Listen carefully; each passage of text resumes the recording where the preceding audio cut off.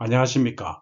암 발생과 치료 원리 시리즈 17부에서는 암의 반격과 이를 제압하는 면역 항암제라는 주제로 말씀드리겠습니다.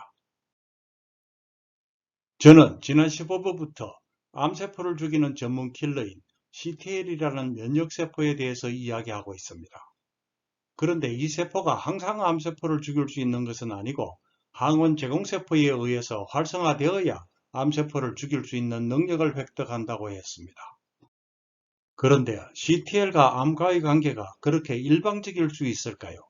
즉, CTL이 활성화되어 달려들면 암세포는 속수무책으로 당하기만 할까요? 사실 작용이 있으면 반작용이 있는 것이 세상사인데 암세포도 순순히 당하기만 하는 것이 아니라 혹시 뭔가 반격을 하지 않을까 하는 의문이 들기도 합니다. 그런데 이런 의문에 대한 답은 사실로 드러났습니다. 암세포도 CTL의 약점을 찾아 반격을 하는 것입니다.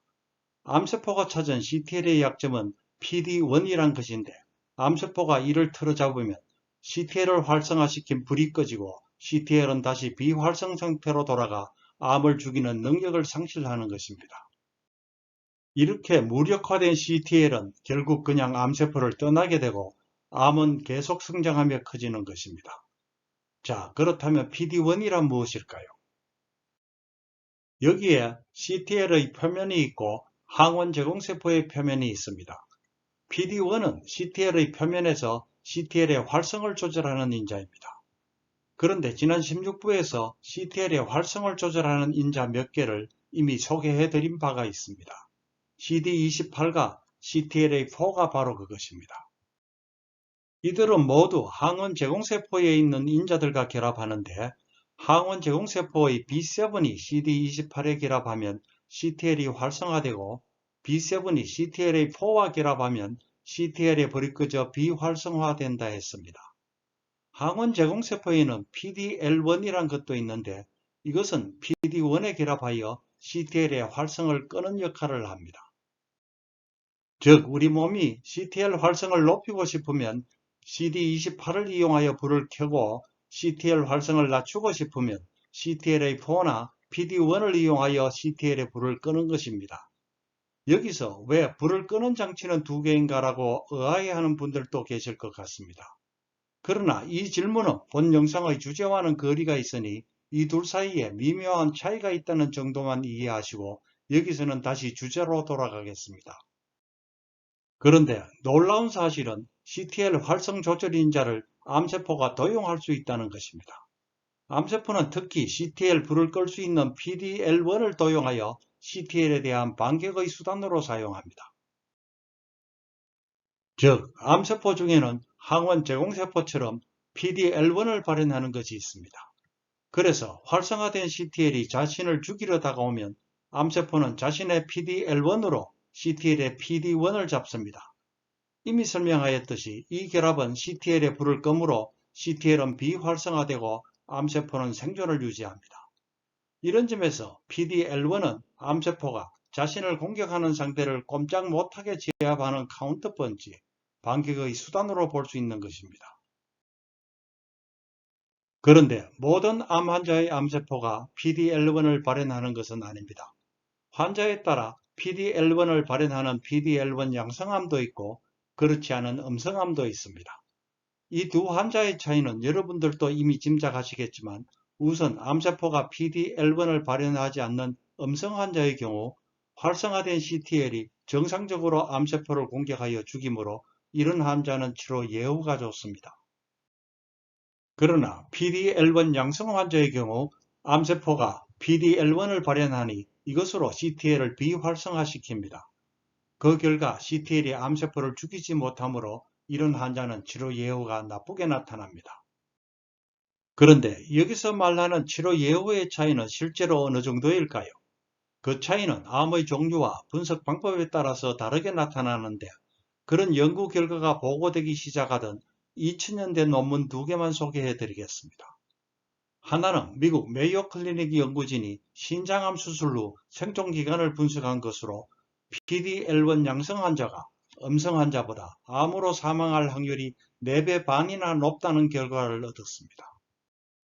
또 하나는 일본 교토대학 연구진이 난소암 수술 후 생존기간을 분석했는데 이 그래프에서 보듯이 PD-L1 음성 환자는 수술 후 10년이 지나도 근 80%가 생존했으나 양성 환자는 50%도 생존하지 못했습니다. 결국 이런 연구들은 PD-L1을 이용한 암의 반격이 엄청난 위력이 있음을 확인하는 것이었습니다.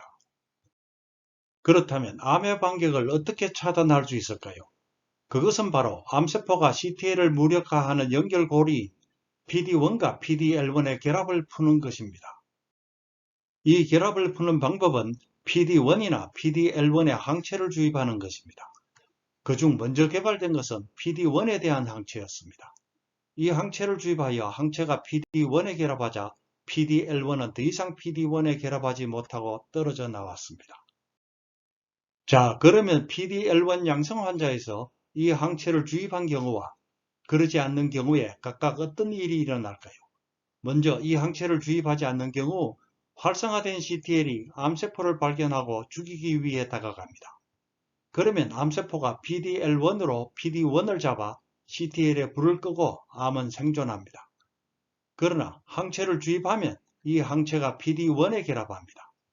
이 상태에서 CTL이 암세포에 다가가면 항체의 방해 때문에 PD-L1이 PD-1을 잡을 수가 없습니다. 결국 암세포는 CTL에 불을 끄지 못하고 CTL의 공격으로 죽는 치료 효과가 나타나는 것입니다. 이 항체가 바로 지난 16부에서 소개해드린 이필리무밥에 이은 두 번째 면역 항암제입니다. 그 성분명은 펜브롤리주맙이고 2014년 미국 FDA 승인을 받아 키트루다라는 상품명으로 공급되고 있습니다. 이 약품은 지난 14부에서 소개해드렸듯이 2015년 흑색종이 간과 뇌로 전이되었던 지미 카터 전 미국 대통령을 완치시킨 항암제로 큰 명성을 얻은 바가 있습니다. 이 영상에서 지금까지 소개해드린 내용을 밝히는데 가장 큰 공헌을 한 분은 일본 교토대학의 혼조 다스쿠 박사입니다. 이분은 PD-1과 PD-L1을 발견하고 기능과 역할을 규명하였으며 PD-1, PD-L1 시스템을 겨냥하는 면역항암제의 원리를 발견하였습니다. 이 공로를 인정받아 혼조 박사는 2018년 노벨 생리의학상을 수상하였습니다. 지난 16부에서 말씀드렸듯이 2018년 노벨 생리의학상은 면역항암제의 원리 발견이라는 공헌을 인정하여 수여되었고 그 수상자는 혼조 박사와 앨리슨 박사 두 분의 공동수상이었습니다. 방금 말씀드렸듯이 혼조 박사는 PD-1, PD-L1을 겨냥하는 면역항암제를 그리고 앨리슨 박사는 CTLA4를 겨냥하는 면역항암제의 원리를 발견한 공로를 인정받은 것입니다. 지난 16부와 이번 영상을 통해 면역항암 치료를 출발시킨 노벨상 수상자 두 분의 성과를 소개해드렸습니다. 그 이후 면역항암제는 어떻게 확장되어 왔고 면역항암제의 일반적 특성은 무엇인가? 이에 대한 이야기는 18부에서 계속하도록 하겠습니다. 감사합니다.